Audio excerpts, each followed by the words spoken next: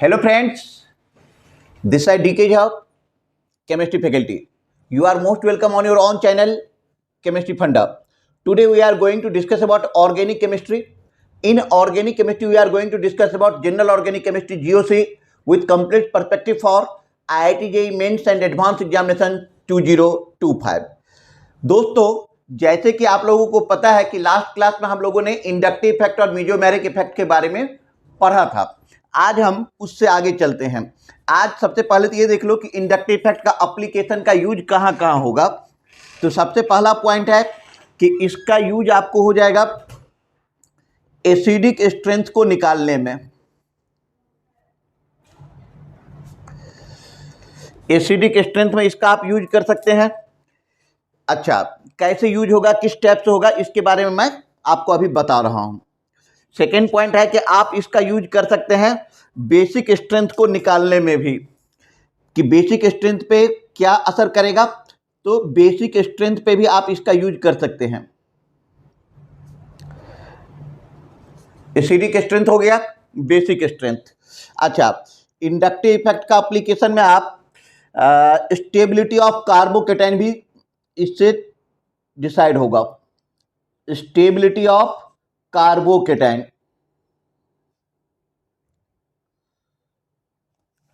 Stability of carbocation. उसके बाद ये डिसाइड करेगा stability of कार्बेनाइन, stability of कार्बेनाइन, stability of free radical, stability of free radical. एक एक चीज करके हम लोग देखेंगे, एकदम सीरियस रहो आप लोग। स्टेबिलिटी ऑफ फ्री रेडिकल, और उसके बाद ये आपको रोल प्ले करेगा डायपोल मोमेंट में। किसमें? डायपोल मोमेंट निकालने में। डायपोल मोमेंट निकालने में भी इसका यूज होगा। ठीक है।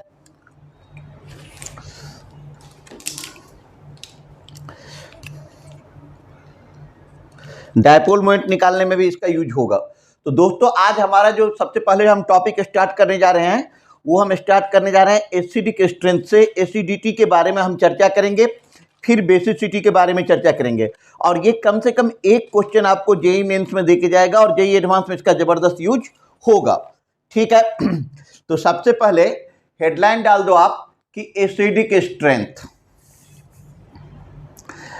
अब मैंने यहां पे हेडलाइन डाल दिया acidic strength oblique basic strength. Acidic strength oblique basic strength. सबसे पहले बेसिक बात आप लोग हमें बताओ। आप लोगों को पता भी होगा कि जो एसिड है और जो बेस है, एसिड का डिफिनीशन क्या होता है कि टू गिव H+, जो H+ देगा वो क्या हो जाएगा? एसिड। तो बेस क्या हो जाएगा कि एक्सेप्ट H+, जो H+ को एक्सेप्ट करेगा वो हो जाएगा बेस। सेकेंड पॉइंट कि बेस क्या होता है कि टू गिव OH-, जो OH- रिलीज करेगा वो बेस हो जाएगा। तो एसिड हो जाएगा आपका कि एक्सेप्ट OH-, जो OH- को एक्सेप्ट करेगा वो हो जाएगा एसिड।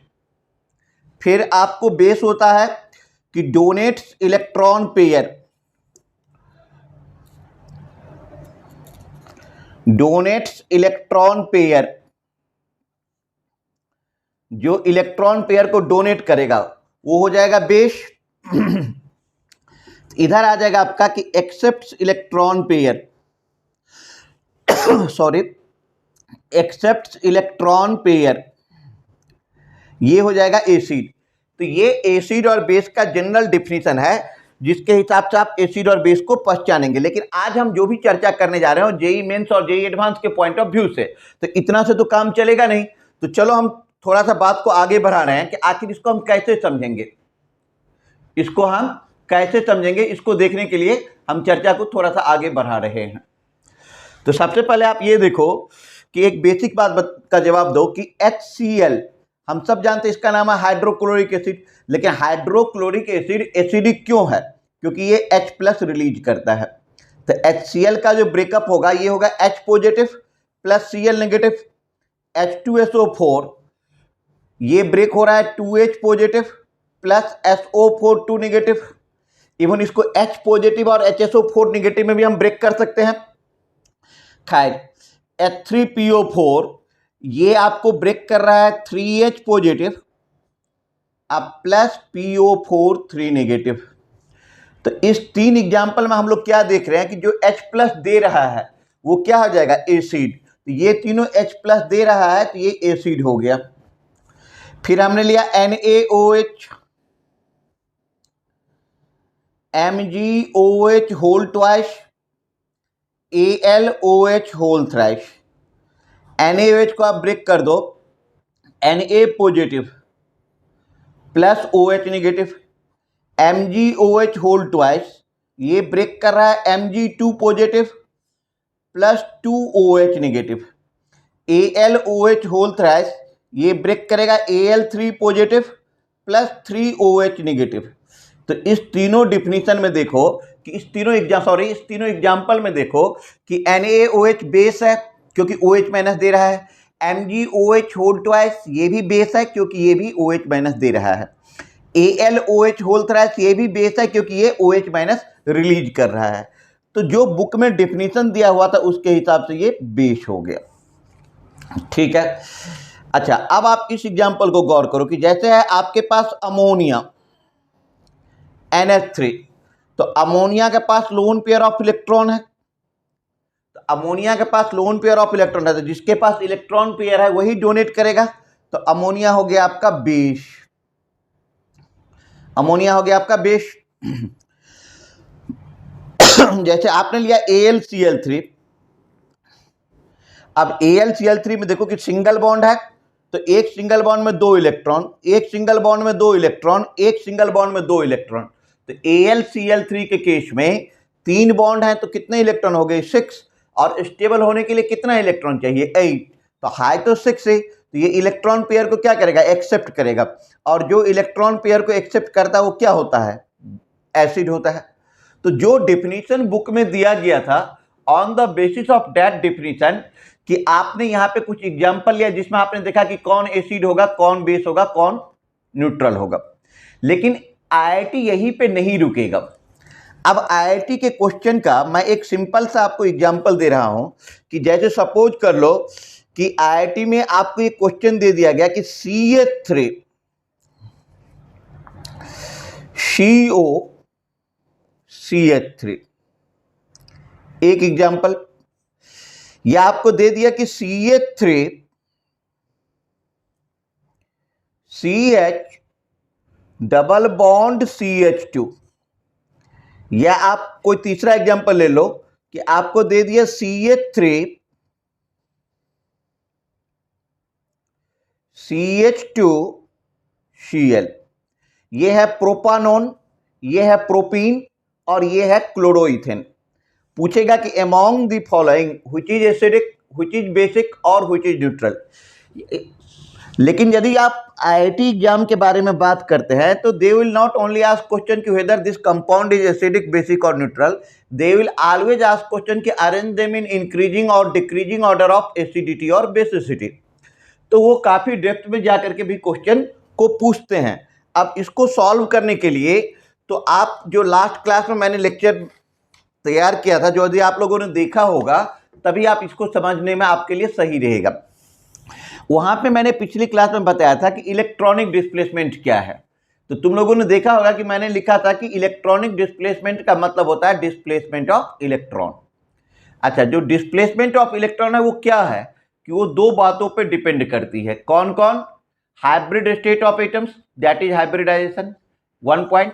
और सेकेंड पॉइंट में मैंने बताया था कि if hybrid state of atoms are same then it depends upon electronegativity value.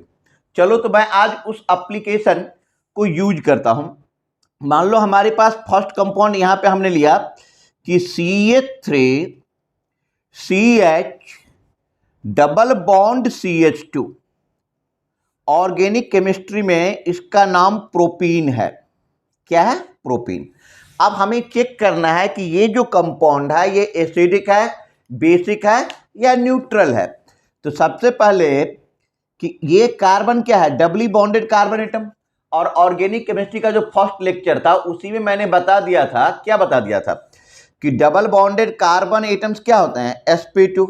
ये भी डबल बॉन्डेड है तो ये भी क्या हो जाएगा, sp2। और ये सिंगल बॉन्डेड है तो ये क्या हो जाएगा, sp3। समझ रहे हो बात को। साथ साथ हमने ये भी बताया था कि sp2 में s कैरेक्टर कितना होता है, 33.3%। यहाँ पे s कैरेक्टर कितना हो जाएगा, 33.3%। और यहाँ पर s कैरेक्टर कितना हो जाएगा, 25%। 25%। अब तुम गौर करके देखो कि ये कार्बन और ये कार्बन दोनों का s कैरेक्टर सेम है, 33.3% एंड 33.3%। तो यहाँ पर इलेक्ट्रॉन का डिस्प्लेसमेंट नहीं होगा। लेकिन जब आप इस कार्बन को इस कार्बन से कंपेयर करेंगे तो इसका पावर कितना है, 33.3%, और इसका पावर कितना है, 25%। तो हर एक पावरफुल इंसान अपने से कमजोर इंसान को क्या करता है, सताता है, दबाता है, परेशान करता है, एक्सप्लॉइट करता है। This is the rule of nature. तो ये कार्बन एटम क्या है, पावरफुल है, और ये कार्बन एटम क्या है, वीक है। ये कार्बन जो पावरफुल है तो ये क्या करेगा कि इलेक्ट्रॉन पेयर को अपने नजदीक ड्रॉ करेगा। अब यदि ये अपने नजदीक यहां पे ड्रॉ करेगा तो ड्यू टू जैसे इलेक्ट्रॉन पेयर इसके नजदीक जाएगा तो इस कार्बन पे पार्शियल नेगेटिव चार्ज डेवलप हो जाएगा due to closeness of electron. क्योंकि इलेक्ट्रॉन इसके नजदीक गया है, इसका मतलब है इससे दूर गया है। तो इससे दूर गया है तो इस कार्बन पे हो जाएगा डेल डेल पॉजिटिव, ये डेल पॉजिटिव, सॉरी डेल लेंगे, ये डेल डेल पॉजिटिव। और कार्बन फाइनली कहां से ड्रॉ कर लेगा, हाइड्रोजन से, तो ये हो जाएगा डेल डेल डेल पॉजिटिव। अब आप चेकआउट करने के लिए क्या करो कि इसको किसी बेस से रिएक्शन करवा दो, कोई इमेजिनरी बेस ले लो। हमने जब इसको किसी बेस से रिएक्शन करवा दिया तो H प्लस को लेके चला गया BH, और ये हो जाएगा CH2, और ये H प्लस गया तो अपना इलेक्ट्रॉन छोड़ के गया, तो ये जो बॉन्ड है अब ये नेगेटिव चार्ज हो गया, तो CH2 negative, CH double bond CH2। After all हमने क्या देख रहे हैं, हम ये देख रहे हैं कि ये कंपाउंड क्या कर रहा है कि H प्लस रिलीज कर रहा है, and compound which give H plus is called acid. Compound which give H plus is called acid. तो ठीक है, बुक में ये लिखा हुआ है कि जो H प्लस देगा वो एसिड होगा, but how can it give H plus, ये बहुत बड़ा इशू है। तो ठीक है, अब ये प्रूफ हो गया कि propane is acidic, propane is acidic. चलो ये प्रूव हो गया कि प्रोपेन इज एसिडिक, ओके ठीक है। अब हम सेकेंड एग्जाम्पल ले रहे हैं। सेकेंड एग्जाम्पल में हमारे पास था कि CH3 CH2 Cl। अच्छा, इस कार्बन का यदि आप हाइब्रिडाइजेशन की बात करें, किसकी, हाइब्रिडाइजेशन की, तो यदि आप यहां पर हाइब्रिडाइजेशन की बात कर रहे हो तो ये सिंगल बॉन्डेड कार्बन एटम्स हैं, इसके हाइब्रिडाइजेशन क्या हो जाएंगे, sp3। ये भी सिंगल बॉन्डेड कार्बन एटम्स, इसके हाइब्रिडाइजेशन क्या हो जाएंगे, sp3। तो दोनों sp3 है, मतलब इसका s कैरेक्टर कितना है, 25%, और इसका भी s कैरेक्टर है 25%। तो दोनों का s कैरेक्टर बेटा क्या है, सेम है।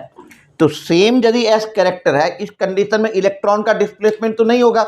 लेकिन यहीं पे मैंने एक बात कल की क्लास में बताया था, लास्ट वीडियो में, कि electronic in case of same hybridization electronic displacement depends upon electronegativity value.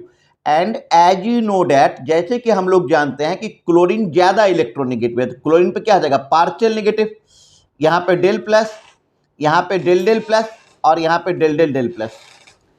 अब यदि आप इसको किसी बेस से रिएक्शन करवाएंगे तो बेस H को लेके चला जाएगा, and compound which give H plus is called acidic. इस टाइप से इथाइल क्लोराइड भी क्या हो गया, एसिडिक कंपाउंड हो गया। इस तरीके से हम क्या देख रहे हैं कि ये भी एसिडिक कंपाउंड हो गया। अब आप इसको नोट कर लो, ये भी एसिडिक कंपाउंड आपका हो गया, ठीक है, लिख लिया। चलो आगे बढ़ते हैं। अब सवाल यहां पे ये उठता है कि आखिर IIT के लिए आप यहां पे क्या करेंगे। अब यहां पे देखो, एक बहुत ही इंपॉर्टेंट पॉइंट मैं डिस्कस करने जा रहा हूं कि जो एसिडिटी है, यदि आप बात करते हैं एसिडिटी का, ये डायरेक्टली प्रोपोर्शनल होता है एस कैरेक्टर का, ये डायरेक्टली प्रोपोर्शनल होता है एस कैरेक्टर का। Acidity directly proportional to minus I effect and minus M effect. Acidity directly proportional to electronegativity value. Acidity directly proportional to K A value. आपने 11th class में ionic equilibrium chapter पढ़ा होगा के ए। तो acidity directly proportional to K A value, acidity is inversely proportional to P K A value and acidity is inversely proportional to plus I and plus M. इतने point पहले आप ध्यान में रखो कि एसिडिटी डायरेक्टली प्रोपोर्शनल है किसका, S character का। एसिडिटी डायरेक्टली प्रोपोर्शनल है माइनस आई और माइनस एम इफेक्ट का। एसिडिटी डायरेक्टली प्रोपोर्शनल है इलेक्ट्रोनेगेटिविटी वैल्यू का। एसिडिटी डायरेक्टली प्रोपोर्शनल है के वैल्यू का। एसिडिटी इनवर्सली प्रोपोर्शनल है पीके वैल्यू का और एसिडिटी इनवर्सली प्रोपोर्शनल है प्लस आई और प्लस एम इफेक्ट का। ठीक है, चलो अब हम यहां पे शुरू करते हैं। तो सबसे पहले कि कॉम्प्लेक्स टॉपिक से ही, मैं एसिडिटी का जो कॉम्प्लेक्स टॉपिक है वहीं से शुरू कर रहा हूं। अब जरा देखो, फर्स्ट एप्लीकेशन मैं आप लोगों को बताने जा रहा हूं। चलो मैं पेज पलट देता हूं और इसको गौर से देखना।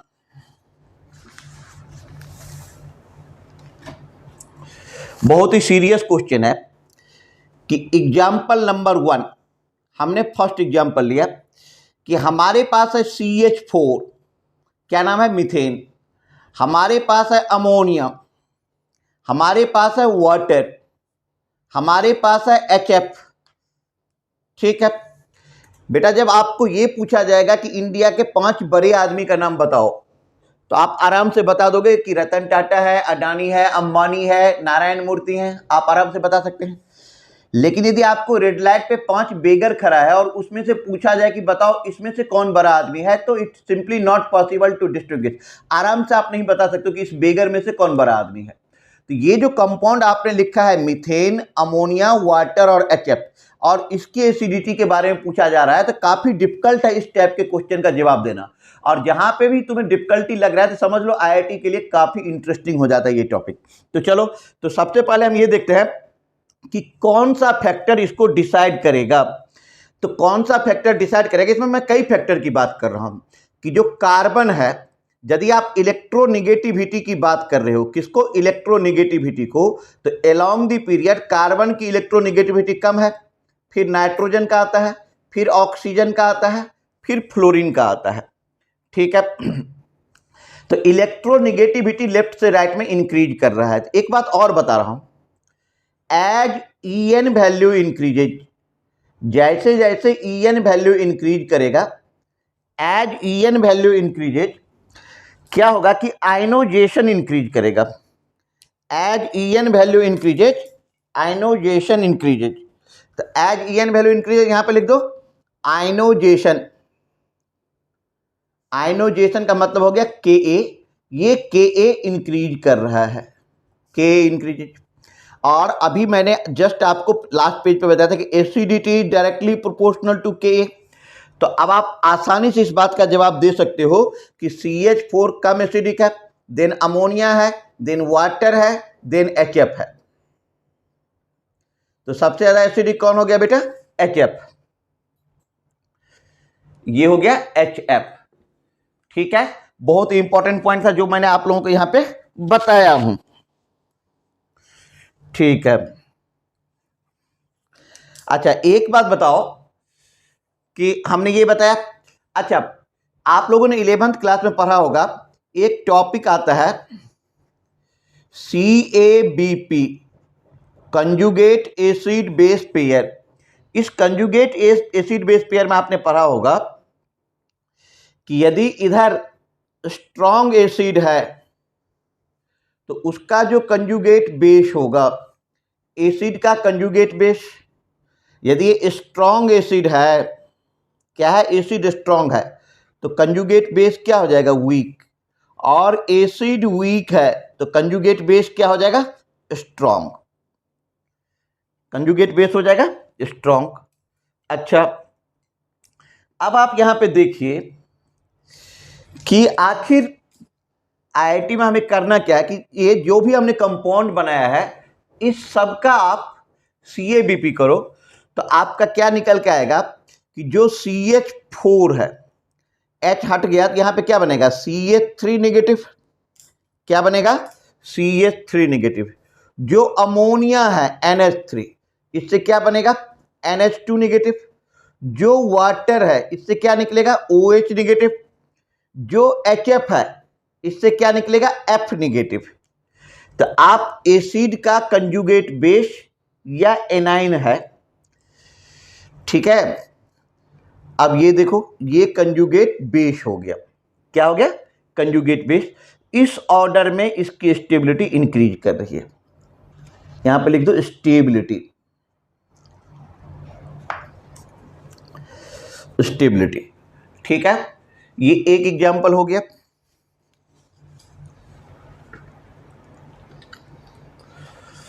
अच्छा, अब हम सेकेंड एग्जांपल की तरफ चल रहे हैं। नेक्स्ट एग्जांपल हमारे पास क्या है कि मान लो अलोंग द ग्रुप, ये अलोंग द पीरियड बार थी। यदि हम अलोंग द ग्रुप बात करते हैं, along the group HF, HCl, HBr और HI, तो आप गौर करके देखो तो इलेक्ट्रोनेगेटिविटी क्या हो रही है, डिक्रीज कर रही है। अलोंग द ग्रुप, यहां पे कुछ पॉइंट देखो। सबसे बड़ी बात है कि electronegativity decreases, bond length increases, bond energy decreases. और यदि बॉन्ड एनर्जी डिक्रीज कर रहा है तो बॉन्ड क्या हो जाएगा, आसानी से ब्रेक हो जाएगा। इसका मतलब हेंस आसानी से ब्रेक करेगा तो H+ आसानी से दे देगा, hence acidity increases, acidity increases. तो आप बता सकते हैं कि HF is less acidic than HCl, than HBr, than HI। ये हो गया आपका अलोंग द ग्रुप। नोट करें आप इसे, ये हो गया आपका अलोंग द ग्रुप, ठीक है। अब एसिडिटी और बेसिसिटी पे कम से कम हम 50 to 60 एग्जाम्पल पर डिस्कस करेंगे, तभी जाकर के टॉपिक ज्यादा अच्छे ढंग से IIT JEE मेंस और एडवांस के लिए क्लियर हो पाएगा। चलो मैं एक और बात बताने जा रहा हूं, मैं एक और एग्जाम्पल ले रहा हूं। जैसे हमने लिया HC triple bond CH, H से ट्रिपल बॉन्ड CH, फिर हमने लिया H2C डबल बॉन्ड CH2, फिर हमने लिया CH3 single bond CH3।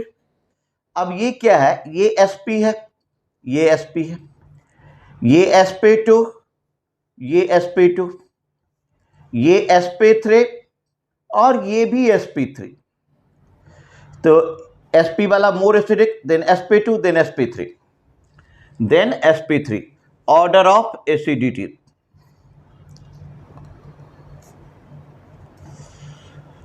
Order of acidity, ये हो गया आपका ऑर्डर ऑफ एसिडिटी। अच्छा, अब मैं एक जनरल ऑर्डर लिख देता हूं, उसके बाद मैं एग्जांपल पर डिस्कशन शुरू कर दूंगा। General order, general acidic order. तो देखो H2SO4 स्ट्रॉन्गर एसिड है HI से, देन HBr, देन HCl। इसके बाद आ जाएगा आपका सल्फोनिक बेंजीन, फिर RSO3H, फिर आ जाएगा HF, then HCOOH, then benzoic acid PHCOOH, then carboxylic acid RCOOH, then carbonic acid H2CO3। उसके बाद आ जाएगा NH4 positive, then phenol, then methyl alcohol, then water, then alcohol, then RC triple bond मतलब alkyne वाला, then ammonia, then आप ले लो alkene RCH double bond CH2, then alkane RCH2CH3। ये हो गया आपका जनरल एसिडिक ऑर्डर, ठीक है, ये आपका हो गया जनरल एसिडिक ऑर्डर। तो अभी तक आपने नोट कर लेना है। तो अभी तक बेटा जो हम लोगों ने पढ़ा है, तो आप नटशेल में एक बार फिर से रिवाइज कर लो कि अभी तक हम लोगों ने क्या पढ़ा है। सबसे पहले मैंने बताया था एप्लीकेशन ऑफ इंडक्टिव इफेक्ट, तो इसका यूज कहाँ होता है, एसिडिक स्ट्रेंथ में, बेसिक स्ट्रेंथ में, stability of carbocation, stability of कार्बेनाइन, stability of free radical and dipole moment. अभी पहला टॉपिक चल रहा है एसिडिक स्ट्रेंथ। जनरली एसिड क्या होता है, जो H+ देगा, तो बेस क्या हो जाएगा, जो H+ को एक्सेप्ट करेगा। बेस क्या होता है, जो OH- देगा, तो एसिड क्या हो जाएगा, जो OH- को एक्सेप्ट करेगा। बेस जो इलेक्ट्रॉन पेयर को डोनेट करेगा, तो एसिड एक्सेप्ट करेगा। चलो उसका हिसाब से हमने ये बताया कि ये जनरली जो बुक में डिफिनीशन है उसके हिसाब से एग्जाम्पल हमने एसिडिटी और बेसिसिटी का देखा। फिर हमने देखा कि किस तरीके से एसिडिटी और बेसिसिटी डिसाइड हो रहा है। उसमें हमने प्रोपीन लिया था। प्रोपीन में मैंने आप लोगों को क्या बताया था, जरा देखो कि प्रोपीन एसिडिक क्यों होता है। इंपॉर्टेंट क्वेश्चन, इसको फिर से रिवाइज कर लो कि ये कार्बन sp2, ये कार्बन sp2, ये कार्बन sp3, तो ये जो sp2 वाला कार्बन है इसका s कैरेक्टर कितना है, 33.3%। इसका भी s कैरेक्टर कितना है, 33.3%। इसका s कैरेक्टर कितना है, 25%। तो यहाँ पे सेम हाइब्रिडाइजेशन है, यहाँ पे अलग अलग हाइब्रिडाइजेशन है, तो ये इलेक्ट्रॉन को अपने पास खींचेगा। तो यहाँ पे डेल माइनस, यहाँ पे डेल प्लस, यहाँ पे डेल डेल प्लस। फाइनली आप किसी बेस को ले आओ, बेस क्या करेगा, H को लेके चला जाएगा, और इस टाइप से हम देख रहे हैं कि जो कंपाउंड H+ देता है वो क्या हो जाता है, एसिडिक। फिर हमने ये जो आपका क्लोरोइथेन है इसको भी प्रूव किया एसिडिक। अच्छा, एसिडिटी किस किस फैक्टर पर डिपेंड करती है, तो acidity directly proportional to S character, acidity directly proportional to S character, directly proportional to -I effect, -M effect, directly proportional to electronegativity value, directly proportional to Ka, inversely proportional to pKa and inversely proportional to +M effect. यहां पे एक point लिख लो कि all alkyl groups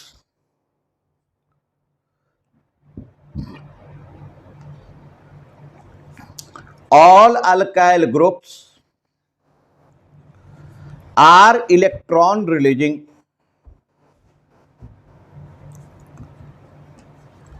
Second point, all sp3 atoms are electron releasing while sp2 and sp atoms are electron drawing in nature, electron drawing in nature. इस point को भी आप समझ लो, ठीक है। फिर मैंने बहुत सारे इंपॉर्टेंट एग्जाम्पल के यहां पे डिस्कशन करा, ठीक है। आज के लिए इतना ही, इससे आगे हम नेक्स्ट वीडियो में देखेंगे। तब तक के लिए थैंक यू, बाय बाय।